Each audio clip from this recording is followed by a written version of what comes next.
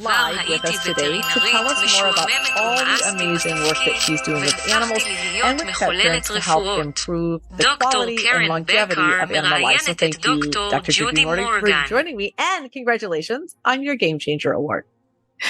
Thank you so much. I am really happy to be here and excited that someone noticed what I'm doing and thought to make a nomination. It's awesome.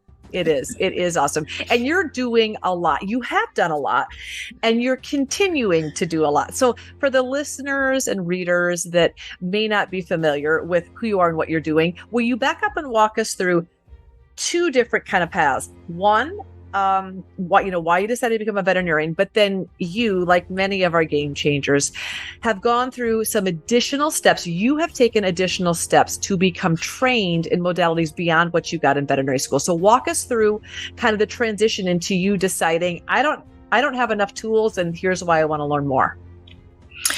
It's been a really interesting journey, and it's a journey where I say that things were put in my path and I could either trip over them, run away from them, or fall into them. And so many of them I decided that I would fall into and say, where is this going to take me? I graduated in 1984 from a Midwestern veterinary school, just very traditional. That was the only thing I ever knew. And that was the type of medicine that I practiced for my first 10 years. And frankly, I hated it. I was bored. I kept saying, if I have to talk about fleas, ticks, heartworms, and vaccinations 10 more times tomorrow, I don't know if I can do it. This is just, I have nothing to offer. I have prescription diets that just, I had nothing. And frankly, I was bored. So I got into emergency medicine, which helped with the boredom because there's always a lot going on. But then I accidentally took a chiropractic course because it was called something else, and I didn't realize that's what I was learning. And, it was one of those, about 3 hours in, I went, I think he's talking about chiropractic. I don't even know if I believe in this. And I finished the course because I paid for the course. So when you pay a lot of money, you stick out. And so I went back and I started using it in my practice, and it was a game changer. Then I had to cry over the dogs and cats that were paralyzed that I couldn't treat in the past, and now I was seeing the changes that I could make, and so I had to get my forgiveness to myself for not knowing what I didn't know. Yeah. But because it opened that big door for me, I said, well, there's probably other stuff I don't know anything about that if I learned that, maybe I could make even more difference for my patients.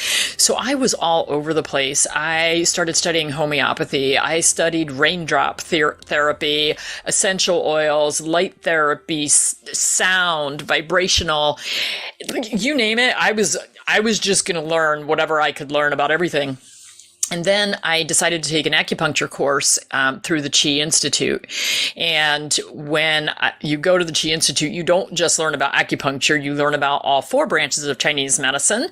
So I learned a lot about herbs, I learned about Tui Na, but then I also learned about food therapy. And the food therapy to me was like somebody just hit me over the head and said, this is what you were meant to do.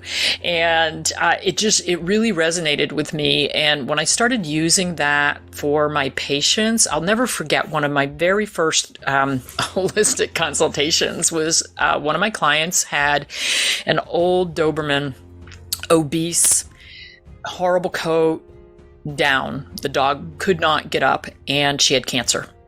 So they came to me saying, well, we really don't want to put her to sleep. And I thought, oh boy, this is a challenge. And in the past, I would have probably had that it's time talk. Mm-hmm. And I thought, you know what? I have so many tools in my toolbox. I'm not giving them that talk. I'm going to give them something to do.